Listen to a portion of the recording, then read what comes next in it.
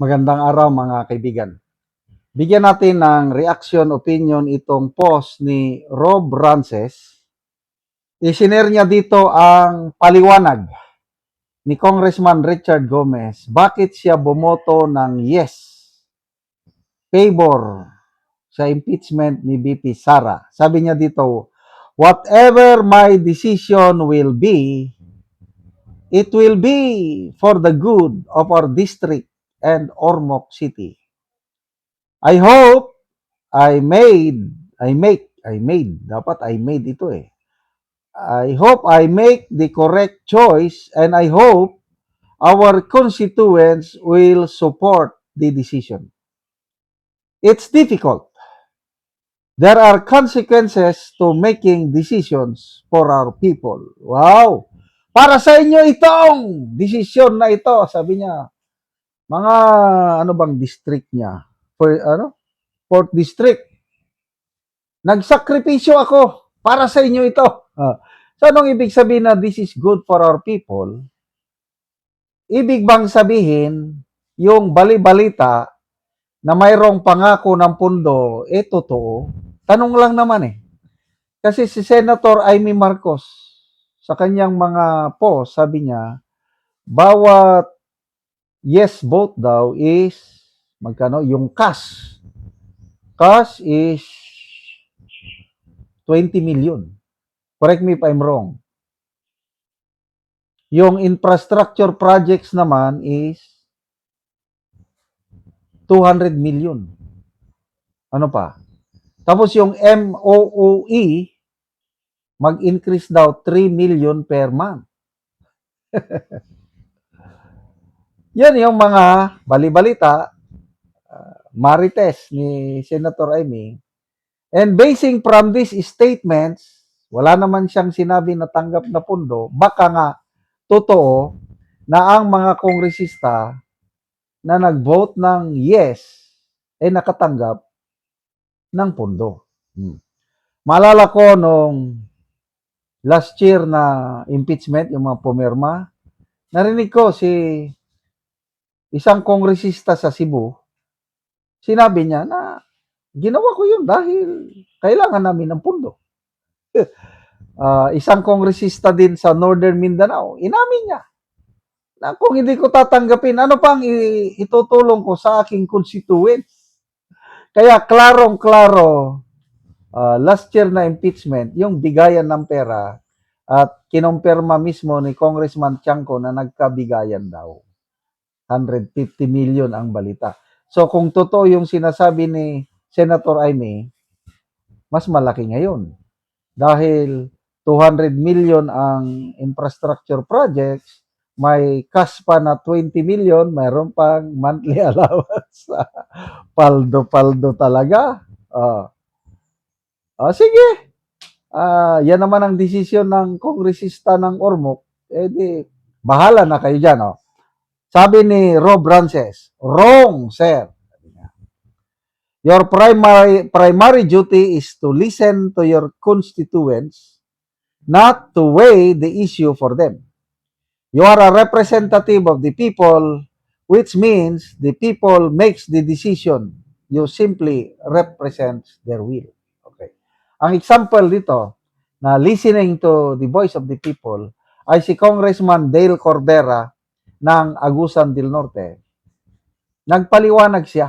Bakit no ang kanyang vote? Sabi niya, I consulted my constituents.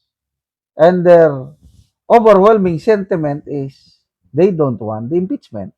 That's why I'm just here representing their voice, voting no dahil yan ang gusto ng aking constituents. Yun ang tunay na kongresista. Kaya nga, representative.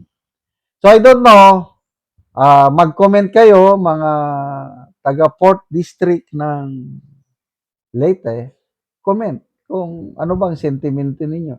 Kanina may nabasa akong post, I am Ormoc. Pinost niya yung 25 brave congressmen and congresswomen who voted no. Wala doon si Romualdez. Nako, grabing batikos ng taga-Ormoc.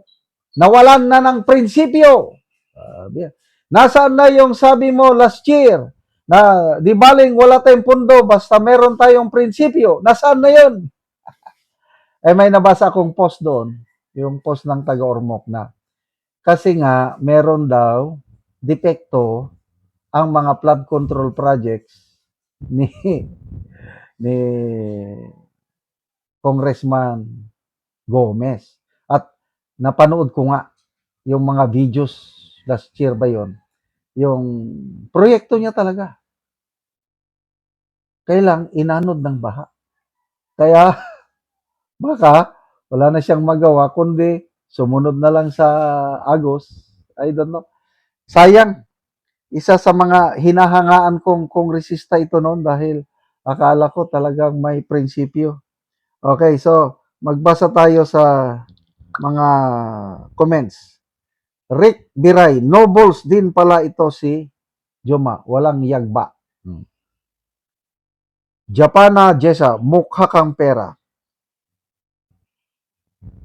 Jonathan Basok, I hope I make the correct choice. I hope my constituents will support the decision. So wala jud consultation na hitabo. Oh, correct. Rogelio Labadan, the true representative of the people is one who really know the general sentiment of his people. Ito, lumalabas, hindi siya nagkonsulta. Kasi yung kanya, decision lang. Tinimbang-timbang niya, ito, para sa constituents ko ito, magboto ako ng yes para sa aking distrito. This is for their own good. Sarili niya, hindi niya pinakinggan ang kanyang constituents. Al Sanico, your decision for your own good, not for your people. Liam, Gomez, mag-vlog cooking show ka na lang, sama ni Soto. Joje Tingson, sabi nga ng The Godfather, I'm gonna make him an offer he can't refuse. Ay, nako. Balimbing ka pala.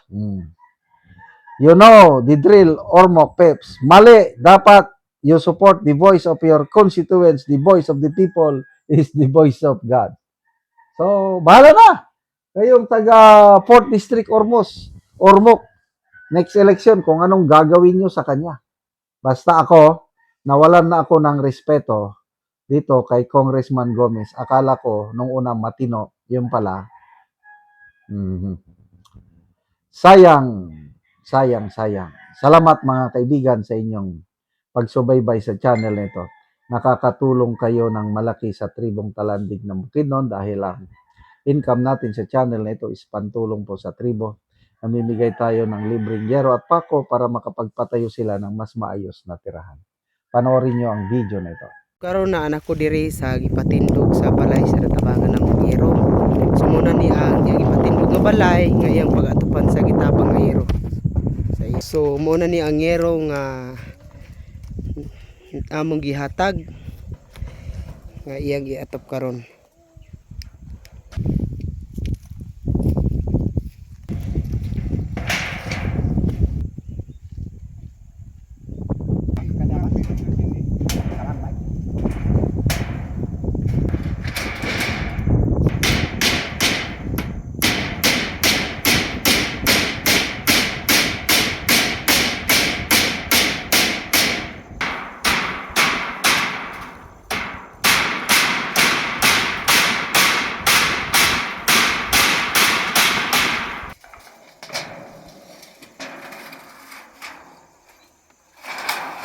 Subok ha.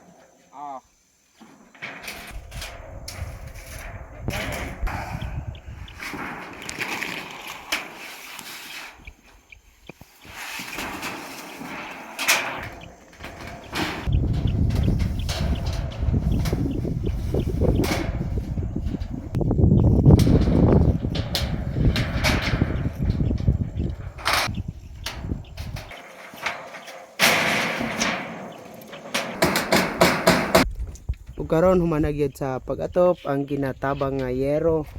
So nakaatop na gyud sila sa ilang gipatindog nga balay. Salamat sa Ginoo nga nakabalay na gyud mi og salamat sa nagtabang aning sin nga isa ka bulan nga pagtukod aning among balay ay pag gyud na atupi kay na ay nagtabang sa amoa.